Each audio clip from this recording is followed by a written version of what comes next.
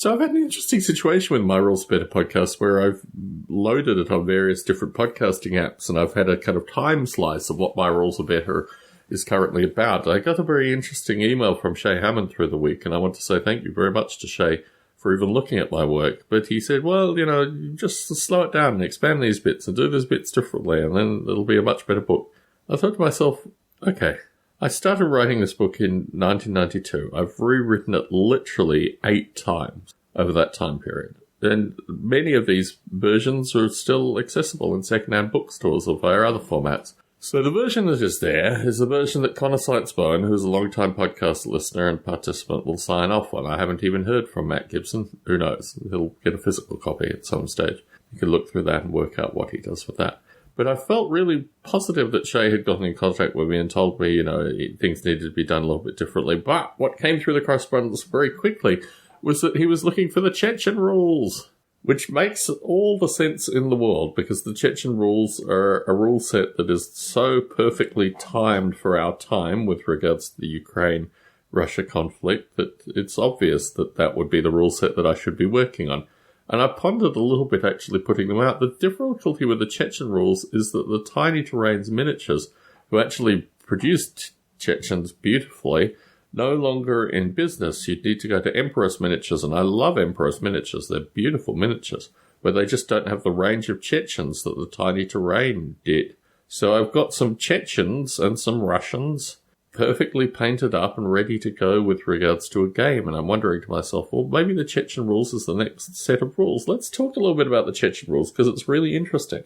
The Chechen rules are basically a fantasy rule system, because that's what happened in Chechnya for the best of my abilities, that you had some young men and some organized crime figures, and they were able to form soldiers. And then you have Katem, Al-Khattab, who came from, literally he was Osama bin Laden's, they met and talked, and he liked rabbits and stuff. He's a very curious fellow, Al-Khattab.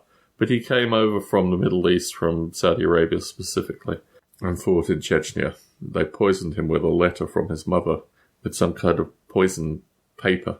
You don't want to go up against the Russians, ever. They just have all the resources and all the stuff. Anyway, so, Chechen rules. The idea of the Chechen rules is that most of the young men that went to fight as Chechen fighters were living in a fantasy land. They were actually given a fantasy, well, very much that they were idealistic and they were looking back for a previous time, and none of this stuff existed at the time they were fighting in Chechnya. And it's interesting because any so for example, the New Straits Times in Malaysia, which is mysteriously an English language newspaper, but also remarkably what would one call them? I don't know, Muslim idealists, perhaps, wrote these amazing articles about the Chechen Wars, or the first Chechen Wars. And that's the basis of my interest in Chechnya, came through these New Straits Times articles, which detailed greatly how these young men who had been hoodwinked by a bunch of different things ended up fighting in Chechnya. So the Chechen rules are actually very different than the way people might expect them to be, because they're not like anything where if you integrate with a contemporary Ukrainian conflict, you really don't have a history associated with Chechnya.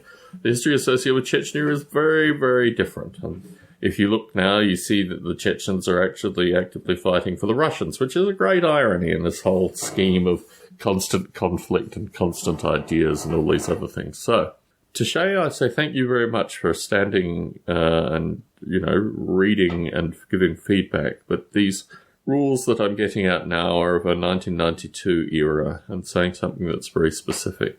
And ironically, the Chechen conflict was a 1996 era thing.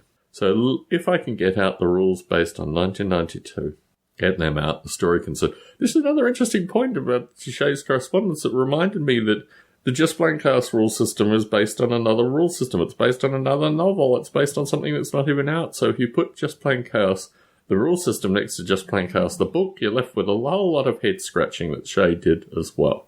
And I don't think it defeats the purpose, but if you read the book to the end, the book indicates very clearly that everything associated with the book was a complete failure. It has an epitaph at the end, which means that the radicalization and the positive stuff which leads into the rule system could never really exist. That's a paradox which should captivate some readers, hopefully. Who knows? Who knows if any readers will pick that up, but as the author, I certainly picked it up. So I want to say to Shay, thank you very much. I want to say to Nurgling, thank you very much, because Nurgling has been back in contact twice and is now going on a work-related trip, so which means he can't do the final edit, but he's given me changes that no one else gave me. Similarly, Connor Seitz Bowen. So you've just got to be thankful for the people you have at the time that you have. And it strikes me as quite ironic that because Connor has known me for so many years, he's sympathetic to the nature of the Just Plain Cast writing and the way in which it's written, and actually finds parts amusing from that. So there's some distinction between Connor and Shay here, and I suspect with regards to Connor, it's because he's known me for 10 years and he's seen these things develop and fall and develop and fall and develop and fall, and he just wants me to get this thing out, gets this damn thing out. Thank you very much. So anyway, I'd like to say a thank you to Connor and Shay and Nurgling in particular. I think of Nurgling as just an inspirational person. He's someone who inspires me frequently. And his writing and just who he is as a person, I'm really very appreciative that I have him as a podcast listener. So, Tom Barbalet in Las Vegas, Nevada, signing out.